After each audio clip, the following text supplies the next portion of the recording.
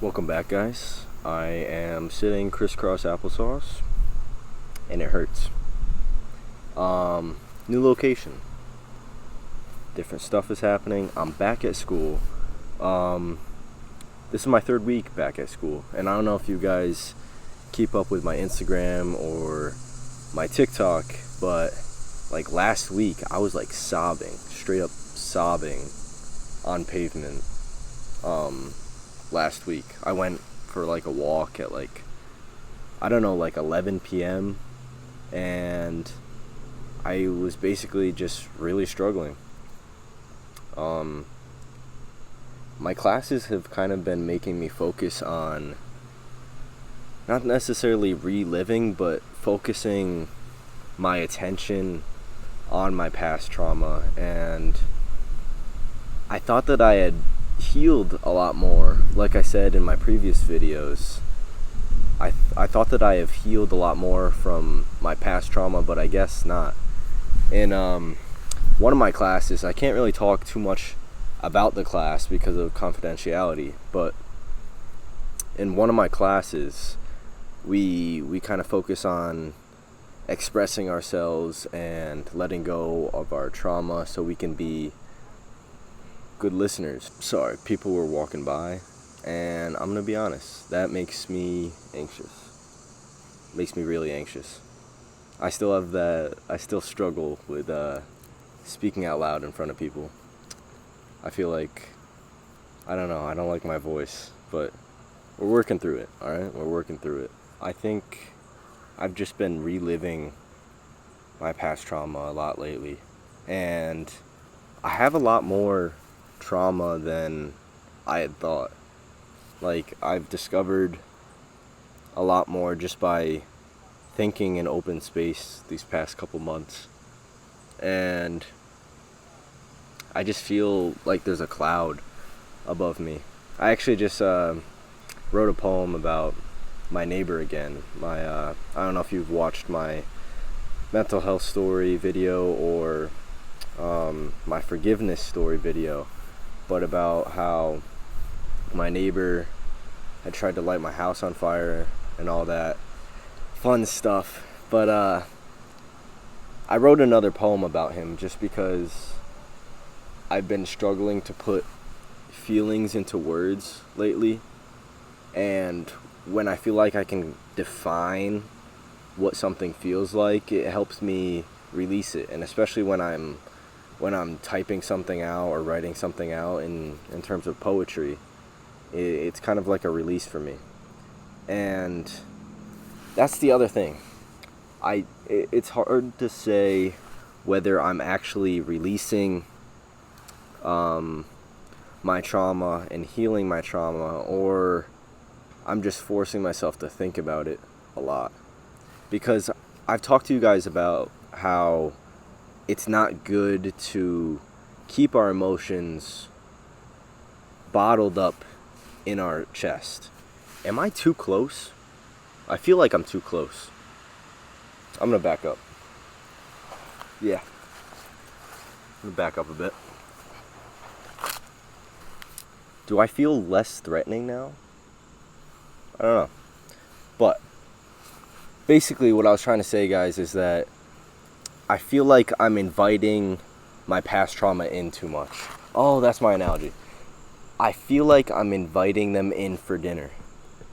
And is my trauma something that I want to invite into dinner? Do I need to resolve some issues before I invite them into dinner? It's tough. I'm still trying to figure that out. Sometimes it's hard to tell whether I'm healing or I'm just reliving it over and over again. But it's hard to try to release ourselves from the past. And there is no exact structure to healing.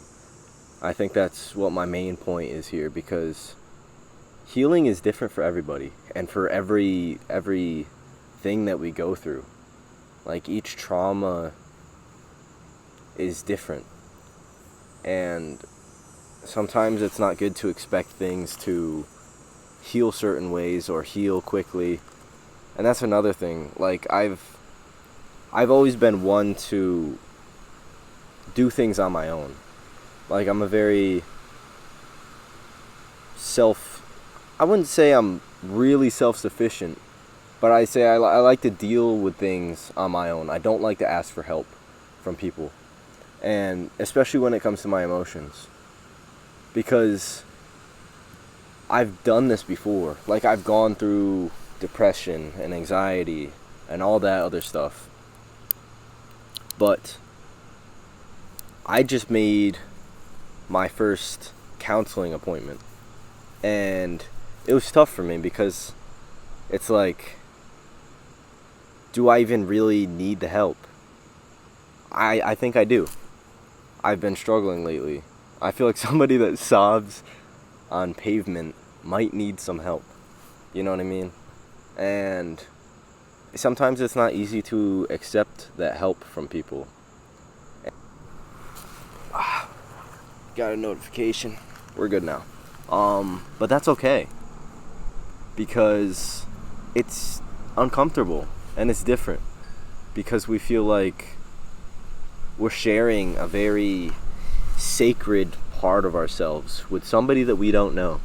And I haven't had this appointment yet with him, but on the 13th, I'm going to be attending my first counseling appointment. And honestly, just in one of my classes, I've noticed that when I talk about or even think about my trauma, it is somewhat healing. Even if I feel like I'm thinking about it all the time, it's almost releasing. And the other thing I've noticed in that class is that we all have something sacred and something close to us that we don't want to share with people. And that's okay. You don't have to share everything with everybody. But I think it's important to notice that we all have our trauma and we all have pain that we carry along with us. And you're not alone in your pain. And I think that that's what's so important about understanding the human experience, is that we go through a wide variety of emotions and feelings, and we will be really low sometimes, but that's okay, because there will be a time when we become thankful and grateful for those low points in our lives to give us perspective on how much life has to offer for us. Even the low points of life can sometimes be a blessing. I think when we go through these really low points in our lives, we find a silver lining, a moment of clarity where we finally understand that we are not our emotions, and how we feel right now is not who we are. I feel like we hold ourselves so strongly to our emotions and our thoughts that we forget who we are at our core. Because we are so much more than just our emotions and thoughts. We have so much power and we are so important to the world. I'm just really taking in this environment because this is different. And I hope you guys are too. Just like the moving of the trees and stuff like that. I don't know. The world's beautiful. And even with all the pain and the trauma in it, it still finds a way to give me a slight smile. And I hope it does that for you too. The last thing I wanted to talk about, and I really just wanted to get this through your guys' heads, and even convince myself of the fact that it's okay to accept help from others. I know egotistically, even myself, I want to do things on my own because I feel like I can. But just because we can do something on our own doesn't mean that we have to. And healing work is done by ourselves, like by the individual themselves, but it doesn't mean that they have to do it alone.